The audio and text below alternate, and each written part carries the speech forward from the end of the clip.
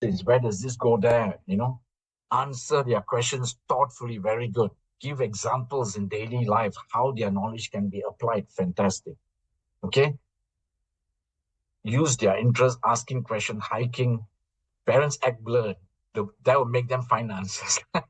Wow, I like some of your answers.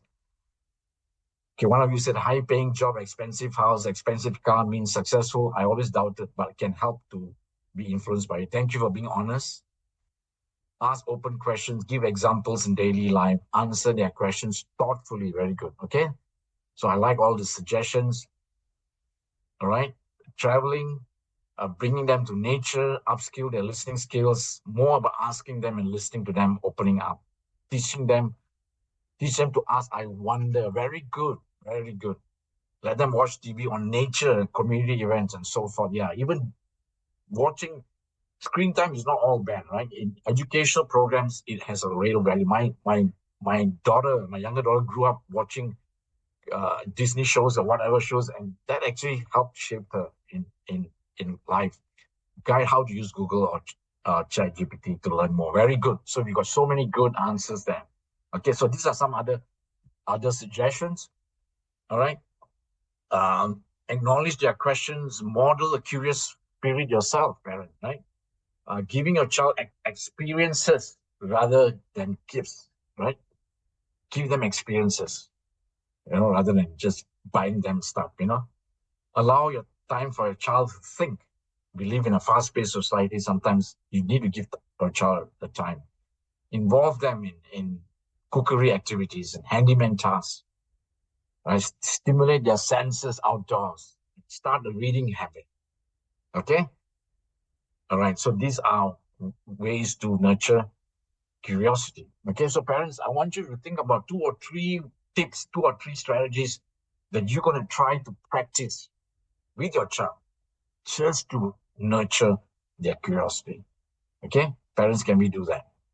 Think of 2 or 3 things that you want to, ways in which you want to nurture their curiosity a bit more. And it starts with us as well, role modeling it. Okay. Let's talk about how to give space to your child. Okay? How can we give, what does giving space to your child mean to you, parents? Anybody like to answer this question? What is giving space? When he says, I need to give space to my child, what does that mean to you?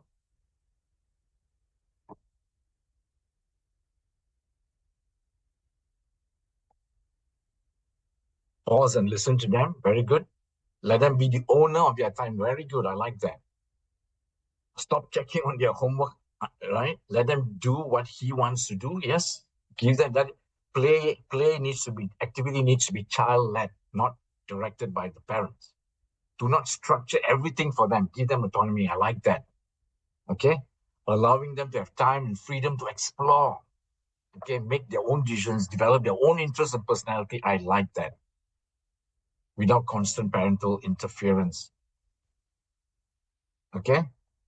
Let them make plans, but with awareness of each consequences. I like that. Okay. So fantastic suggestions there. Okay. All right. So what does giving space to your child? Okay. Think of this statement. What parents? What do you think about this statement? Give the importance to your thoughts. Very good. Okay. Child should be co-developers of learning, not empty vessels to be filled up. Wow. What do you think about this statement? Child should be co-developers of learning, not empty vessels, just fill up with a lot of things, a lot of activities.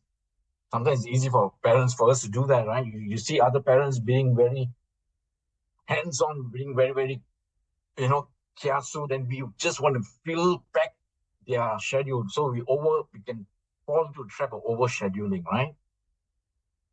So parents, I want you to pause and think about it. Now I want to share a story, all right? Between my 2 daughters.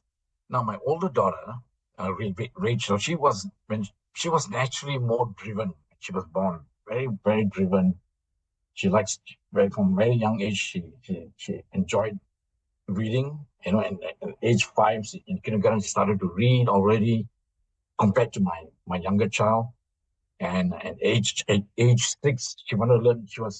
She enjoyed singing. At age 6, we enrolled her in violin class. She started to pick up learning violin. and all that. And so yeah, and she was very driven. When she went to school, she was like the ideal student. And I remember my younger child initially, she basically spoiled the market for my younger daughter. So my younger daughter was feeling the pressure. I remember when she told me, "Wow, Dad, I feel the pressure of trying to be like Che, you know." So yeah, and encourage her to, that she's her own person. She needs to develop her own interests, and try to encourage her to have her own space, to not be pressured by that. Then I remember when she was in 6 years old, I suddenly realized my younger daughter could not read yet. She was going to go to primary one. She still cannot read. I went into a panic mode. I remember getting the Peter Peter Mary book. Remember there was this collection book. Where I got a collection book and started to just frantically help my younger daughter Renee read. Because I was panicking. I thought she can't even read. She's going to start primary one. Then later on, I remember when she was older, Renee would ask what suddenly when she was in 10, 11 years old, she told us that she wanted to learn the keyboards, you know, because I guess maybe she got influenced by music, influenced by her older sister learning the violin. But she had one condition. She said she doesn't want any exams. She just wants to learn for fun. So I told her, all right, if that's what you want, go ahead. And we got her a keyboard teacher, and she just learned for fun. And later on, she enjoyed it. It helped her to enjoy it. And later on, she even performed. When we had church activities, she would perform on stage together with my daughter. My daughter loves to sing and all that. So there you are. I just want to share that because I had to learn to differentiate between my two daughters. I find that I had to give space to my younger one, you know, and we let her decide how she wanted to learn. Okay, so I hope that helps with some of us with us today. All right. Okay, the fourth thing about how to be a learning-oriented parent is you need to learn to engage your child as a learning-oriented parent. When you engage your child, so parents, I want to ask you, imagine the scenario: your child just received their WA score, and the WA score wasn't so good. Okay, parents, this is a trigger, right? Okay, WA is your weighted assessment, weighted assessment. All right, so this is a trigger, correct, parents? This is a trigger for us. No, there's no exams, there's more weighted assessment, right? So they don't do well in the weighted assessment, that can be a trigger as well. Now, if you were in the performance-oriented mode, what would you do? You ask, what was your score? Imagine yourself talking to your child. Then your child say, I did not do so well, just 60%. Right? Then the parents said, did you do better than others? You see that? Right? It's very easy when we are performance-oriented, we tend to sometimes do that. The child says, not sure. Then you should be scoring more than 70%. Can you see this? That this is like very performance-oriented, right? Isn't it? You all agree? This way of engaging your child, you all agree that this is very performance-oriented? Yes or no? Yeah, correct. Okay. Now let's look at learning-oriented. See, that's why we have to manage our triggers, right? Parents, we got to manage our triggers. You ask your child, okay, what was the score? Right? And then your child said, I did not do so well, just 60%. So how do you respond to that? Maybe you can say, what did you learn? You know, child says, I need to prepare earlier. Okay, then the parent says, okay, let's learn from this. Let's learn from this. So you avoid comparing her you avoid that fixation on the grade, on the actual score. It's more about learning and how can we learn and get better and have progress the next time around. Okay. So how you engage your child, parents, is important. When you see them coming from school, what's the first thing you talk to them about? Do you have homework today? It's so easy, parents, when we get anxious, right? When we get anxious, we get into that performance PO mode. We get into that PO mode. It's very easy for us to be like that. In my experience of talking to a lot of parents tend to be like that. Okay, so one comment, I feel like the kids come back in a PO mode actually in my house. The kids come back and says, I got X marks and so did A, B, C, and D got full marks. Yes, correct. See that? So it's very easy when they go to a school, their class, they all can be in that kind of obsession with grades kind of thing. So that's where parents, you got to try to manage it and don't go and flow along with that. That it's okay to do mistakes because that's how you can learn better. Thank you for that. Because teachers will call the parents when homework is not done home completely. That's true. That's another trigger, right? Teachers call the parents. So again, it's very easy for parents to react when teachers call, right? That's where you got to manage. You got to be clear about the process. What are you? If you overreact to that call, you can get into a PO mode. Okay, thank you for that. And you process mistakes your child made during the WA, and so that they can learn from that. Very good. I think those things are great. All the focus is more on learn, right? Express the small improvement. How can I help you to improve? Yes, thank you for that. And also checking on how the child is feeling. That's a very good thing as well. Thank you for all that suggestions. Okay. All right. So we've gone through the second part of it, which is, to be a learning oriented. Uh, to be a learning oriented parent, we talked about the 4 ways to do it, to avoid getting into a PO mode by being aware of our triggers and our own upbringing. We talked about nurturing curiosity. We talked about giving space to your child, and finally we talked about how you engage your child, right? Right? To engage them in a learning oriented mode. Okay, right now we're going to go into the last portion of our talk, which is how do you develop? And any questions from parents, feel free, right? Parents, if you have any questions, do post your questions in the chat box, okay? All right. Okay, so right now we are going to go into the last portion, developing growth mindset in your child. Okay, so what is a mindset? A mindset is a mental attitude that will determine how you interpret and respond to situations. Again, I quote Carol Dweck. We all know that she wrote a book, right, on growth mindset. So she differentiates fixed mindset. They feel that intelligence is a fixed commodity. Growth mindset, intelligence can be developed. See that? So that's how you know the difference. Okay, I always tell my child it's okay to score lower as long as you have put in effort. There's always room for it to improve, learn from mistakes. Thank you for that. Yes, the key thing is effort, as you will find out here. Okay, all right. So fixed mindset is intelligence is fixed. You either have it or you don't have it, right? Sometimes we make comments, this guy is bright, this guy is intelligent, this guy has high IQ and so forth. Whereas growth mindset is an attitude where you know that intelligence can be developed. It's not fixed, right? As long as you put in the effort, you are passionate to learn, then you can develop your intelligence.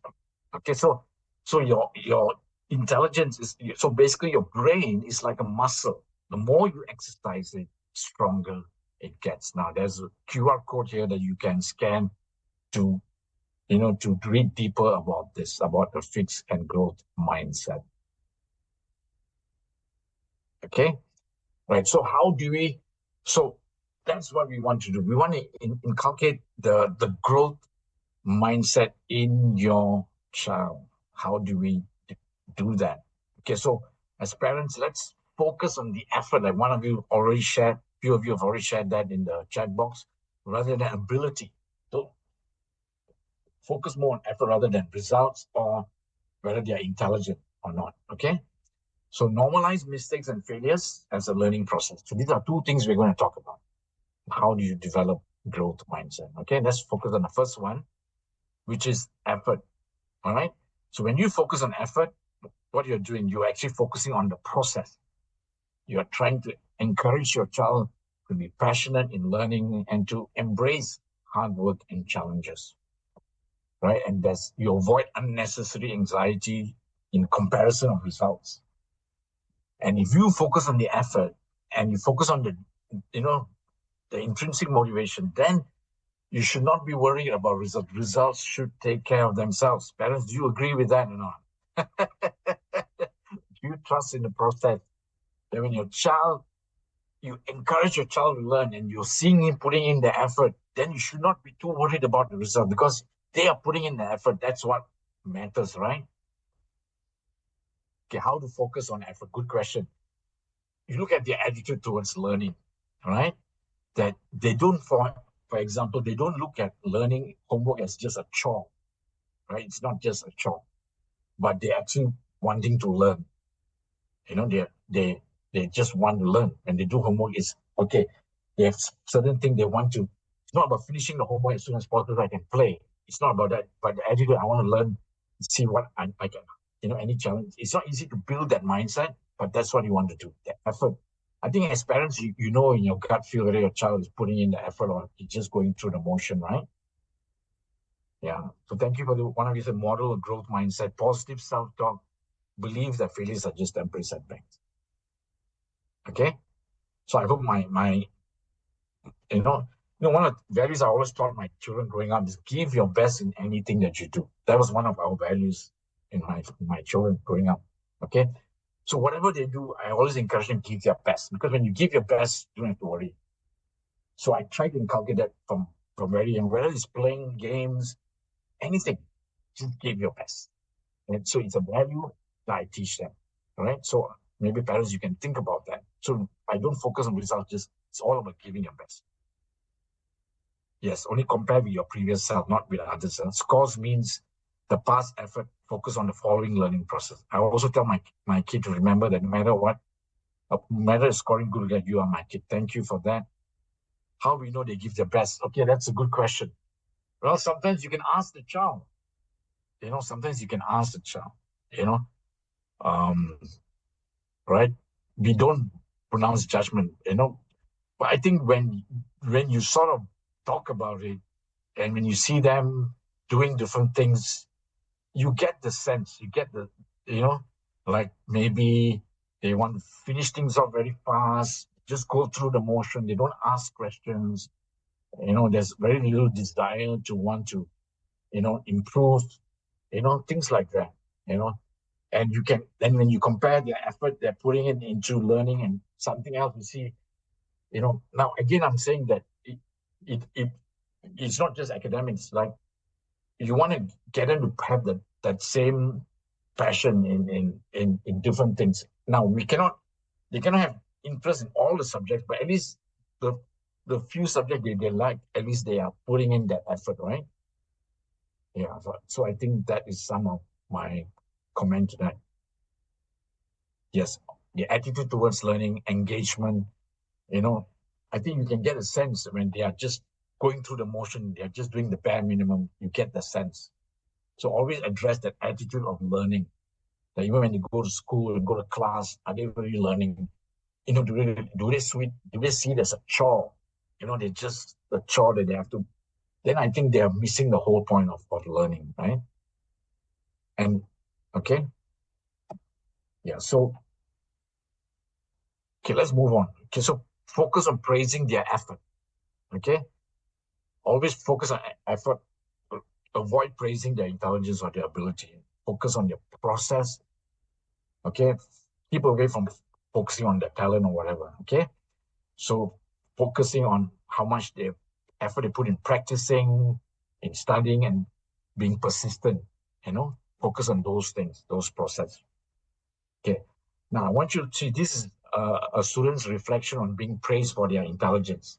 See, I want you to see this is taken from the book The Growth Mindset, and see what happens when the children get praised about their intelligence.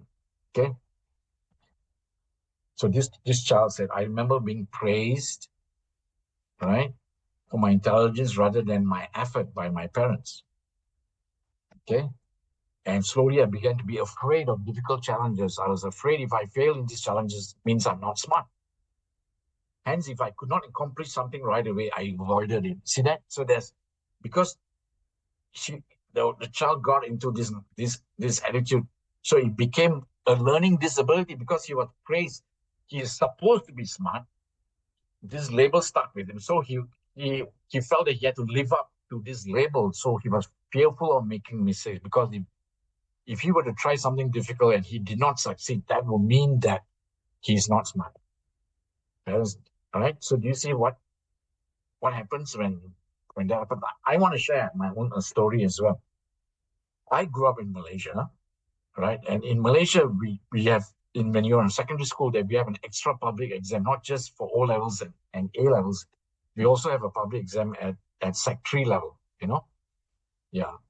I think it's called PMR, And I remember when I was in Sec 2 once, I was being very playful. Then once my father told me, hey, you should be like my older brother. Because my older brother was in Sec 3 and he was really studying hard for his public exam. He spoiled the market, unfortunately. Okay, so my father said, I got to be like him. So that kind of messed me up. So because I felt that I had to study hard and get good results to earn approval from my dad, even though my father had good intention, but that comparison didn't help me. And I remember as a result, I studied hard for my Sec 3, that public exam, and I did really well. In fact, I did better than my older brother. But what happened as a result of that, I put a lot of pressure on myself. I felt that, it shows that I'm the smart one in the family. So as a result, in my O levels and A level, I put a lot of pressure on myself that I got to do well. I got to do well. And I can tell you, it was really, really very pressurizing. Was really very pressurizing, and it didn't help me. In fact, one of the exams in A levels, I almost had a blackout. During the paper, I actually had a blackout. And I didn't do as well for that paper. And so I just want to share this experience when you feel that you are supposed to be smart, it can be a disability for your learning. Okay. All right. Okay. So I'm giving you now a parenting scenario. Okay, a role play. Now, what if your child comes home with a math score of 93%? Good, right? The child keeps saying, yes, I knew I was smart. Many times over dinner, the child keeps saying that. How would you respond to that? Parents, anybody likes to like to respond in the chat box? How would you respond to that when a child comes home and say that?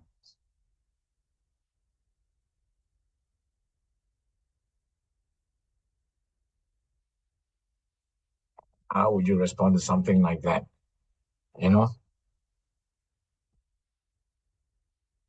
I tell him to be humble. Good. Thank you. Okay, Sophia, your performance is testament to your hard work and effort. Keep up the good work. Good. It's more the work that you did, right? Your effort pay off. How do you do that? Very good. Ask him, how do you do that?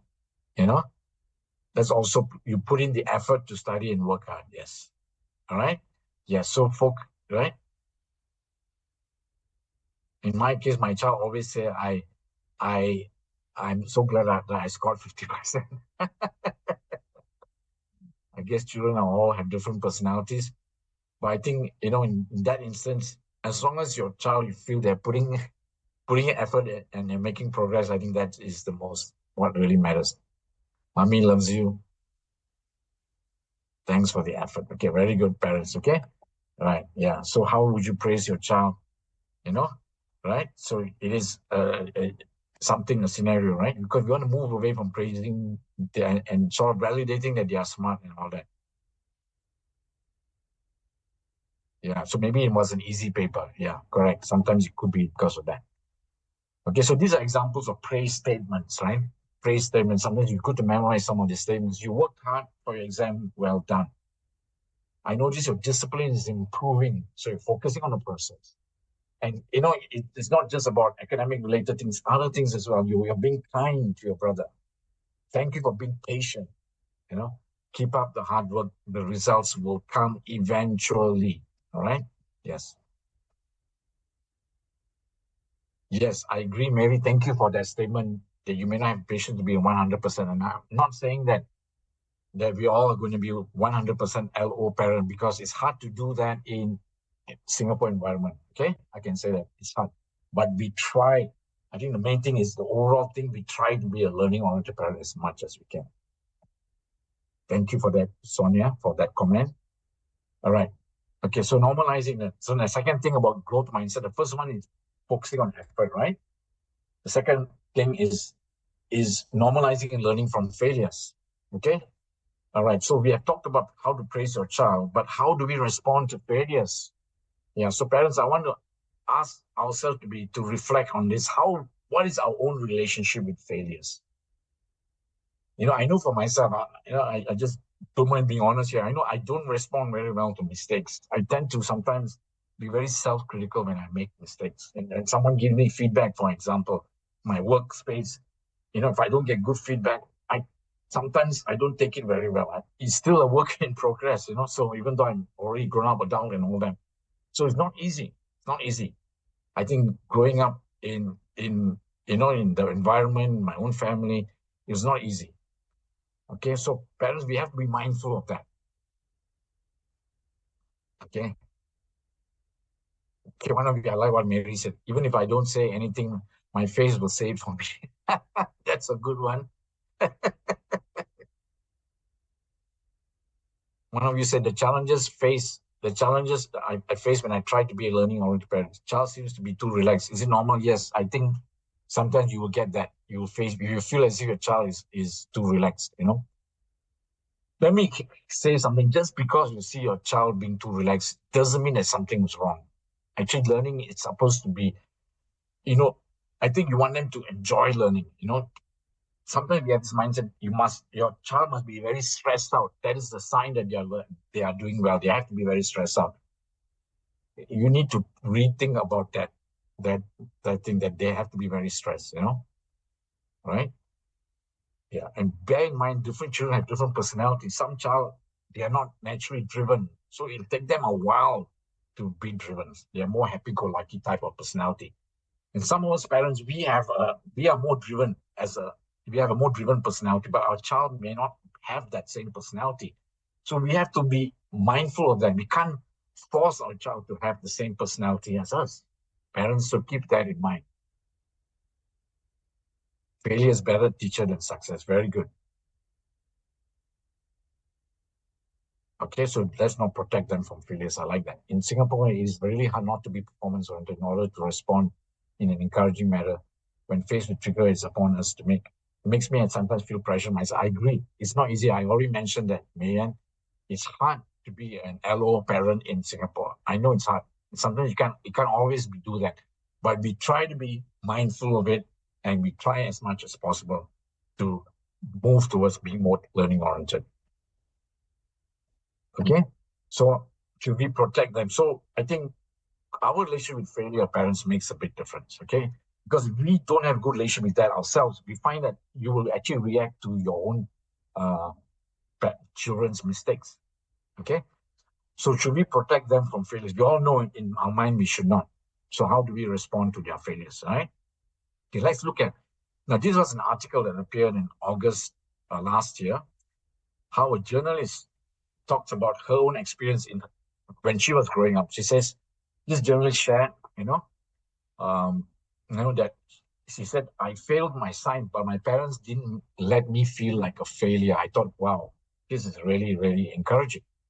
So this is her comment. She said, when I failed a science exam, my parents did not kick up a big fuss and reminded me to keep working at it. Later on, when I continued to struggle, my parents got me the help I needed. So sometimes getting tuition is not all wrong. Okay, there's definitely a time and place to get them tuition if they want, especially if they are motivated and they want it. I think there's always a place for that. But continue to remind me about my strengths in language and humanities. My poor scores in science did not define me. And looking back, I have my parents to thank for that. Wow. Parents, I hope this reflection from the journalist helps us to be to inspire us to be a learning oriented parent. Okay, they learn different. Okay. Joanne shared this. They learn differently. They respond differently. The people around them have different interests and traits. In Singapore these days, age, there are so many resources for them to achieve their goals and dreams. Yes.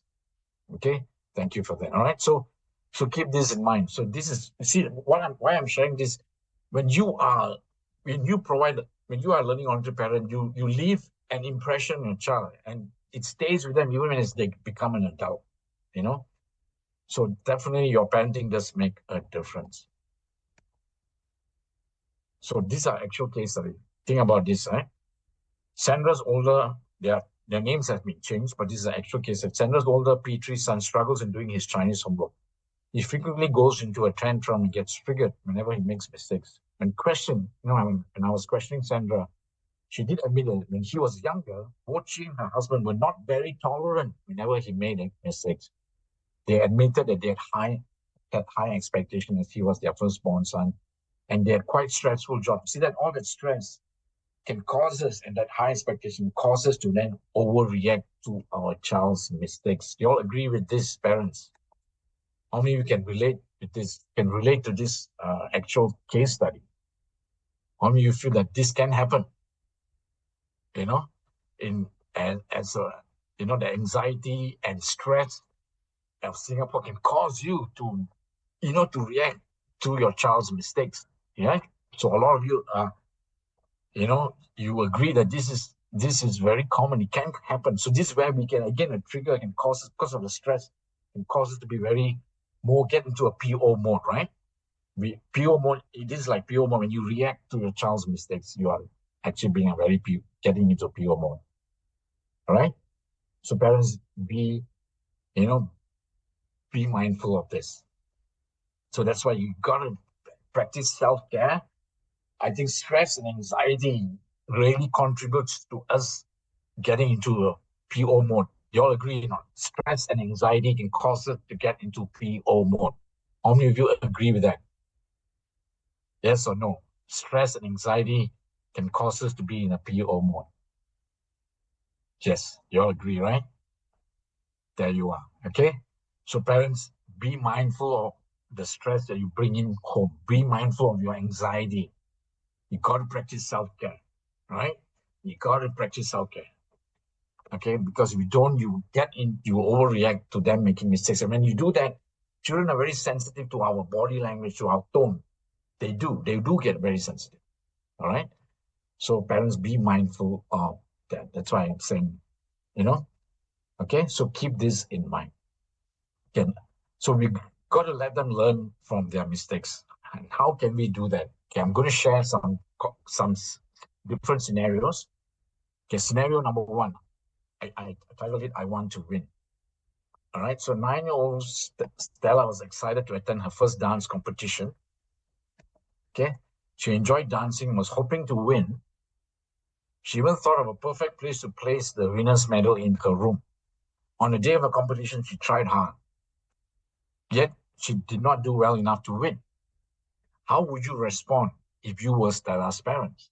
Okay, how would you respond? Knowing that Stella was so excited and was hoping to win. Okay, what would you do as Stella's parent? Number one, there are 5 choices here. The first one, tell Stella you thought she was the best. 2, tell her she was robbed of the medal that was rightfully hers. 3, reassure her that dancing is not very important. 4, tell her that she has the ability and will surely win next time. Or 5, tell her she has the ability, but there were better competitors this time. Which one would you pick? 1 to 5. Okay. A lot of you say number 5. Some of you say number 4. Okay. Yeah. One of you say number 1. You thought that she was the best because in your eyes, yeah. Okay. So yes, you could do that. Now, all right. So because I think it's very important for us parents to not overprotect our children, right? We got to be authentic with them. You all agree, we cannot overprotect our children from failures and mistakes. And sometimes we need to process when they fail. It's okay. We need to process it with them. You all agree with that? That sometimes it's okay to fail and just process it with them. Yeah. Focus on the effort. Yeah, correct. Very good. I like that. Focus on the effort rather than, but do process, acknowledge the disappointment. It's very normal to feel disappointed. But do process. But please can remind her, what, that is all part of our process in learning to get better, right? Okay. So parents, there you are. Okay. So sometimes it's easy for us parents to fall into this process of overprotecting our children from failures and mistakes. Okay. Scenario 2, unmotivated to do homework. Billy rushed through his homework, skipping several questions and answering in a short and sloppy way. His father hit the roof. See, sometimes when your child does that, it can trigger us, right? This is your homework. Can't you ever get it right? You're either stupid or irresponsible. Which is it? All right. So parents, it's very easy to respond in this way. Again, if we don't manage our stress and trigger, it's very easy to get triggered by your child, right? Because of their attitude of doing homework. Very easy. So that's why I said earlier, we got to manage our stress. Okay. Alternative response. I know sometimes it is frustrating, parents. I know when your child is not putting in the effort and the attitude in homework is not good. It's very frustrating. I think it's very important for us to take a break. When you get triggered, take a break first, calm yourself down, remind yourself to be a learning oriented parent. Remind yourself, you know, and then how can you respond? Yeah. The issue is you want your child to take ownership and his attitude of learning, right? Yeah. So how would you address it, parents?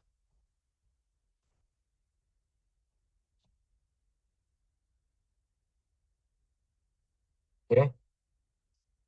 How would you, something like this, right? So see that? So you could, that is exactly the situation we have. Okay. Take a break and continue later. Focus on effort and begin by understanding the underlying reasons. Very good, Joanne. I like that. Why do you think that the son underlying reason? Maybe they just want to go and play, and I think need to address this attitude, right? That you don't just finish off your work. You want to learn when you do it. All right, so we can say things like, "Son, it makes me upset when you're not giving your best to, and all right, and you're just trying to finish it fast so you can do your gaming." Okay, see that?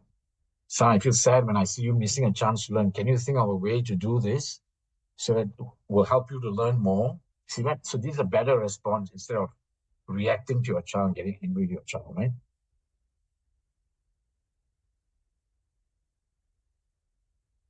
Okay, that's fast. Maybe you should check your work again. Thank you for that. Chunkin, and the kid has little care about homework or learning in school. To repeat is part of learning. Yes, creating a supportive and conductive. Okay, right. So these are some way to respond. Son, I know this is a boring assignment. Sometimes it's okay to say, "Oh, yeah, this can be a boring assignment. You have my sympathies. Let's think of a way to make it more interesting. Do you have any ideas?" You see that? Just an alternative. So that's why you need to calm down. It's not easy to always do that. I agree.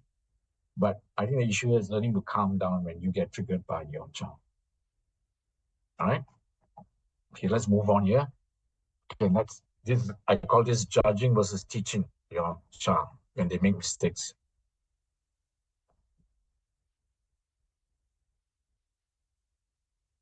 Okay, all right, it's true. There's a fair response from Mary. You focus too much on the feelings too, but it's about sharing how you feel without using the I message, right? Rather than venting out your frustration on your child. I think that is about communication as well. But I agree. Sometimes you can put your feelings aside and just focus on the child's effort. Ah, that's a very good point, Mary. Okay, it's a very good point. Okay, yeah. So you can actually, yeah, all right. So it's a good. Thank you for that. So you can, I think that that the when I share that is more for us to communicate our feelings without venting our anger on the child. It's more on the communication. But I agree. You can choose not to focus on our feelings. Choose more on the child. Okay. So thank you. Very good feedback there.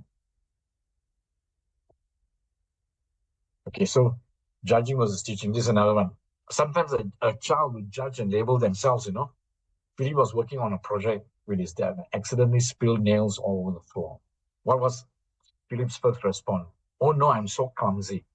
But how did the dad respond? That's not what we say when nails spill. Phillips asked, "What do you say?" "You say nails spilled. I'll pick them up." Just like that. Just like that. Thanks, Dad. Okay. So sometimes you your child, you can catch your child labeling themselves. I'm so lazy. I'm so stupid. I'm so careless. Right. So those are labels that you gotta get them to. You need to address that because those labels can define and cause them to have a fixed mindset, and you don't want that. Yes. All right. Great. Okay. So these are different scenarios, parents, that can help us, to cope with mistakes made by our children. Okay. Mary said, I die lah. I join her to agree that she's clumsy. Then we laugh it off. Lol. Okay. Sometimes if you do it in that manner, if you do it in a funny way, I think that's fine. I think the tone, right? Our body language. When you laugh, that means you're not being judgmental. You're just saying, yeah, I'm just clumsy. See, it's a different thing altogether. Your body language, the tone, the way you respond makes a difference. Thank you for that, Mary. Okay. Okay. So summary from apathy to curiosity. We come to the end of our talk. All right. Parents, do you have any questions? Please post. I think some of you have already asked. But so this is what we covered today. All right. Okay. So we talked about moving away from exam-centric focus, which is what we are. And you move away from that by nurturing the joy of learning. We talked about that. Right. Then be a learning-oriented parent. Okay. So what are 4 ways to do that? Number 1, move away from PO mode. Right? Be aware of your triggers, be aware of your own upbringing, nurture curiosity in your child as much as you can, provide space for that child, right? Learn to engage your child in a learning-oriented mode, okay? And right, especially when you get anxious, especially when after parent-teachers meeting and things like that, okay, or when they receive their results. Develop a growth mindset in your child, okay? Focus on effort, not on ability, right? And normalize mistakes and failures. Okay. Right. So that is what we talked about today. Right. So these are books that you can, if you like to go deeper on it. Mindset: The New Psychology of Success by Carol Dweck, and Good Enough Parenting from John and Karen Louis. Okay. A lot of my material are taken from this book. Yes. Okay. All right. Okay. So there you are. Any questions, parents? Feel free to post your questions. I know some of you I've already asked questions earlier, so you do have questions. Thank you for sharing. I recap again, join workshop again, even same topic to remind myself from time to time. Many thanks. Okay, can you share the book screen again? Okay, will do. This is the book screen. Summary page. Okay, all right. Okay, so this is the book screen. Okay, so I'm going to share. So one of you asked for a summary page. Okay, so here goes the summary page. You can take a screenshot if you like. The full word for PO and LO. Okay, so the full word is performance-oriented or learning-oriented parent. Okay, it's either performance-oriented or learning-oriented.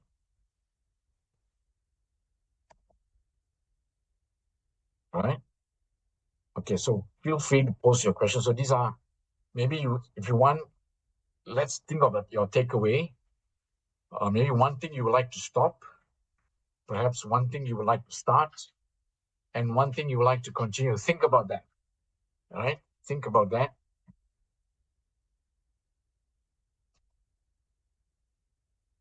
Okay, so I've always identified with learning-oriented parenting due to my upbringing and find it easy to do learning LO parenting. But how do you stand strong in your belief in LO parenting and not fear that you know, you are in fact failing your child? As society sometimes tells you are doing PSI and giving everyone else doing so much to help. Yeah, that's why you got to believe and trust in the process. And I've also done that as much as I can.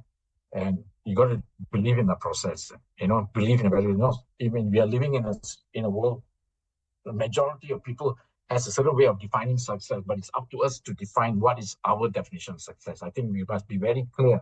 The deeper issue is ask ourselves, what is your definition of success? And again, the majority's definition of success, as we know in Singapore, is doesn't you don't have to follow that, right? Okay. Okay, one of you said, can show again, please. Okay, I assume you are wanting me to show the summary, huh? Okay.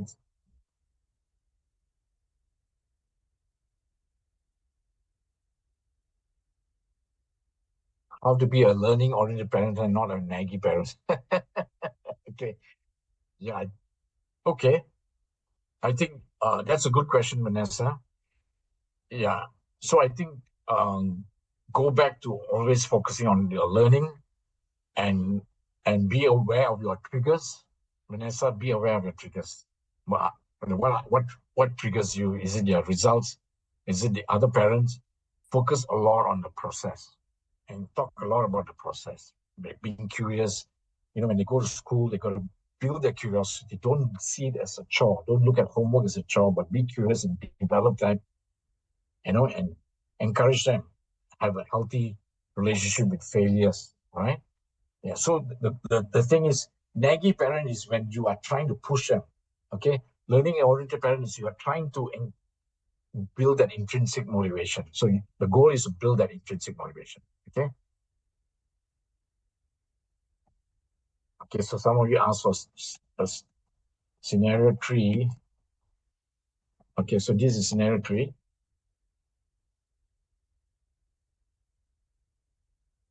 Okay. So this is scenario 3. You can take a screenshot. Okay. I would. All right. So right now we have to move on.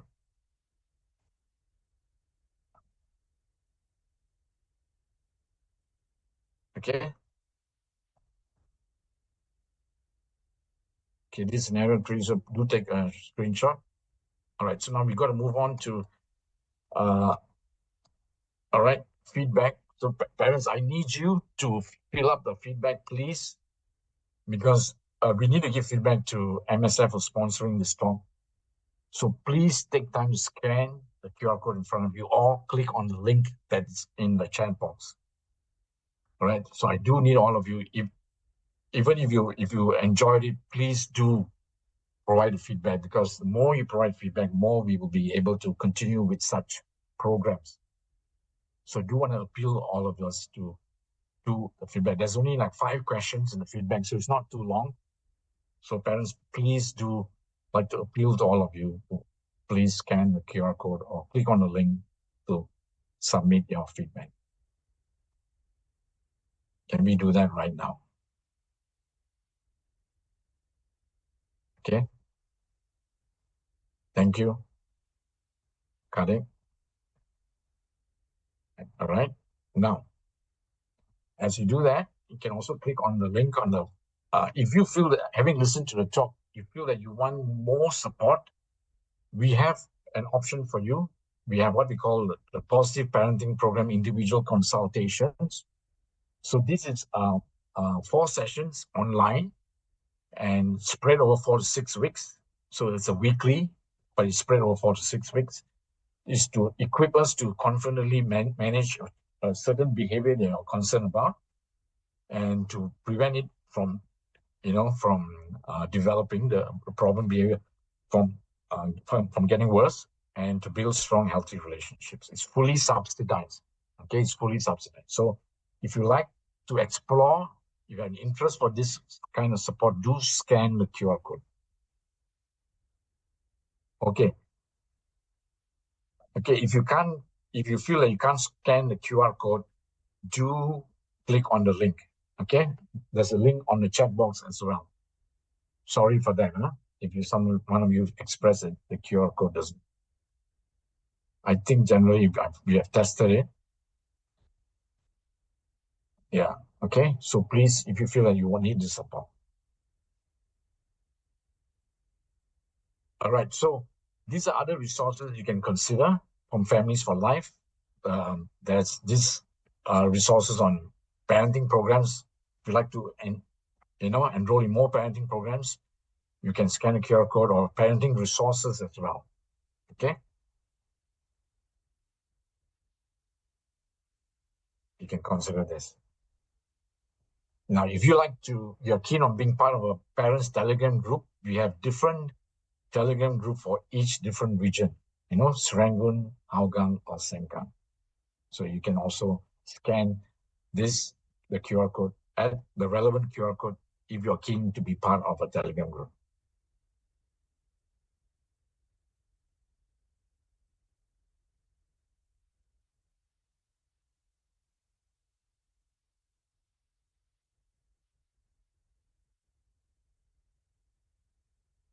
All right.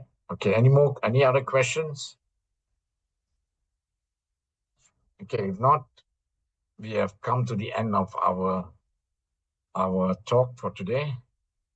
Now, those of you who have not yet filled up the feedback form, please do so, right? If you have other questions, please do post your question. Okay, thank you for doing your feedback.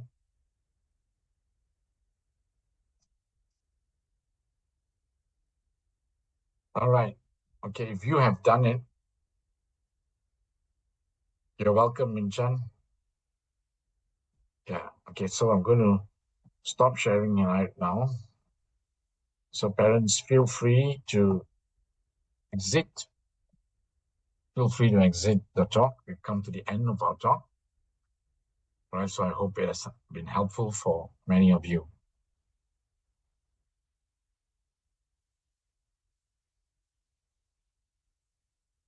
Okay. Okay, one of you asked for the Telegram link. Okay, I'm going to share.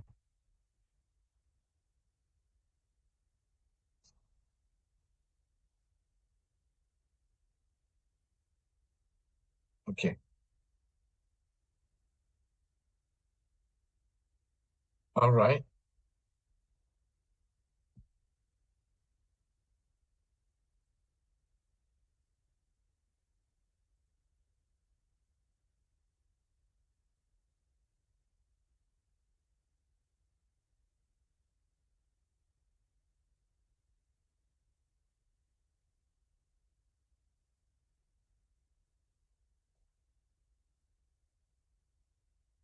All right. I know one of you asked for a Telegram link.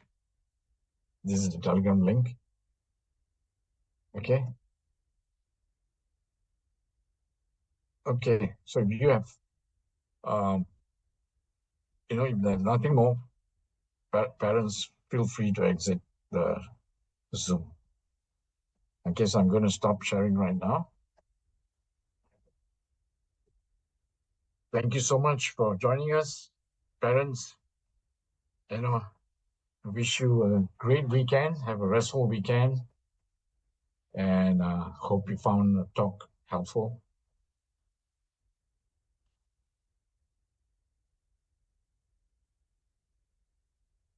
Thank you for all your expression of support and great. Okay, so feel free to exit the chat group, the Zoom platform. Have a great lunch, parents, and a great weekend.